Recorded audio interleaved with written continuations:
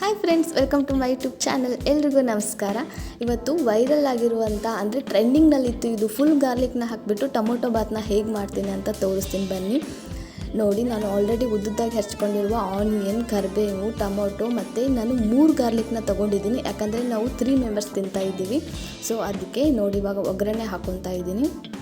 ಒಂದು ಸ್ವಲ್ಪ ಚಕ್ಕೆ, ಜೀರಿಗೆ, ಸಾಸಿವೆ, ಎಣ್ಣೆ ಮತ್ತು ಕರಿಬೇವು ಕೂಡ ಹಾಕೋತಾ ಇದ್ದೀನಿ. ಇವಾಗ ಉದ್ದುದ್ದಾಗಿ ಹೆಚ್ಕೊಂಡಿರುವ ಆನಿಯನ್ ಕೂಡ ಹಾಕ್ಕೊತಾ ಇದ್ದೀನಿ. ಇದನ್ನು ಚೆನ್ನಾಗಿ ಫ್ರೈ ಮಾಡಬೇಕು.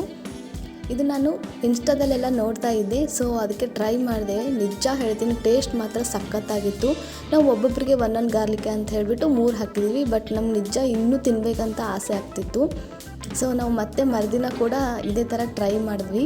ಇವಾಗ ನೋಡಿ, ಟೊಮೊಟೊ ಮತ್ತು 3 ಗಾರ್ಲಿಕ್ನ ಹಾಕ್ಕೊಂಡಿದ್ದೀನಿ. ಇದನ್ನು ಚೆನ್ನಾಗಿ ಫ್ರೈ ಮಾಡಬೇಕು. ಸ್ವಲ್ಪ ಕೊತ್ತಂಬರಿ ಕೂಡ ಹಾಕ್ಕೊಂಡೆ. ಇವಾಗ ಧನಿಯಾ ಪುಡಿ ಮತ್ತು ಗರಂ ಮಸಾಲ ಮತ್ತು ನಿಮ್ಮ ಹತ್ರ ಬೇರೆ ಮಸಾಲ ಇದ್ರೂ ಕೂಡ ಹಾಕೋಬಹುದು.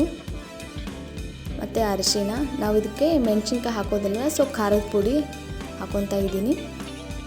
ಚೆನ್ನಾಗಿ ಫ್ರೈ ಮಾಡ್ಕೋಬೇಕು. ನೋಡಿ, ಖಾರದ ಪುಡಿ ಕೂಡ ಹಾಕ್ಕೊಂಡೆ. ನಿಜ ಟೇಸ್ಟ್ ಅಂತೂ ಇನ್ನೂ ತಿನ್ನಬೇಕು ಅಂತಲೇ ಅನ್ನಿಸ್ತಾ ಇತ್ತು. ಅದು ಗಾರ್ಲಿಕ್ ಇರುತ್ತಲ್ಲ, ನೀರಲ್ಲಿ ಬೆಂದಿರುತ್ತೆ ಅಂದರೆ ರೈಸ್ ಮಾಡುವಾಗ. ಸೊ ಹಾಗಾಗಿ ಸ್ಮೆಲ್ ಕೂಡ ಸಖತ್ತಾಗಿತ್ತು. ಹಿಂಗೆ ಸ್ಮೆಲ್ ನೋಡ್ರೆ ಸಾಕು ತಿನ್ನಬೇಕು ಅಂತ ಅನ್ನಿಸ್ತಿತ್ತು. ನೋಡಿ, ಇವಾಗ ಉಪ್ಪು ಕೂಡ ಹಾಕ್ಕೊಂಡ್ಬಿಟ್ಟು ಚೆನ್ನಾಗಿ ಫ್ರೈ ಮಾಡ್ತಾಯಿದ್ದೀನಿ. ಇವಾಗ ಅಕ್ಕಿನ ಹಾಕ್ಕೊಂಡ್ಬಿಟ್ಟು ಲಿಡ್ನ ಕ್ಲೋಸ್ ಮಾಡಿಬಿಟ್ರೆ ರೈಸ್ ರೆಡಿ ಆಗುತ್ತೆ. ಯಾರೆಲ್ಲ ಈ ವಿಡಿಯೋ ನೋಡ್ತಿದ್ದೀರಾ, ಪ್ಲೀಸ್ ಸಬ್ಸ್ಕ್ರೈಬ್ ಮಾಡಿ, ಲೈಕ್ ಮಾಡಿ, ಶೇರ್ ಮಾಡಿ. ಹಾಗೆ ನೀವು ಕೂಡ ಒಂದ್ಸತಿ ಟ್ರೈ ಮಾಡಿ, ಟೇಸ್ಟ್ ಹೇಗಿದೆ ಅಂತ ಕಮೆಂಟ್ ಕೂಡ ಮಾಡಿ. ನೋಡಿ ಯಾವ ಥರ ಬರುತ್ತೆ ಅಂಥೇಳಿ.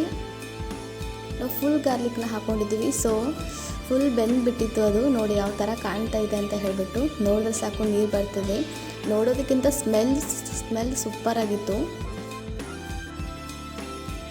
ಒಂದ್ಸತಿ ನೀವು ಕೂಡ ಟ್ರೈ ಮಾಡಿ ನೋಡಿ. ಯಾರೆಲ್ಲ ವಿಡಿಯೋ ನೋಡ್ತಿದ್ದೀರಾ, ಥ್ಯಾಂಕ್ ಯು ಸೋ ಮಚ್. ನಾನು ಇದ್ರ ಸೈಡಿಗೆ ಒಂದು ಸ್ವಲ್ಪ ಕೋಸಂಬರಿ ಕೂಡ ಮಾಡ್ಕೊಂಡಿದ್ದೆ. Okay, thank you so much. Take care, bye bye.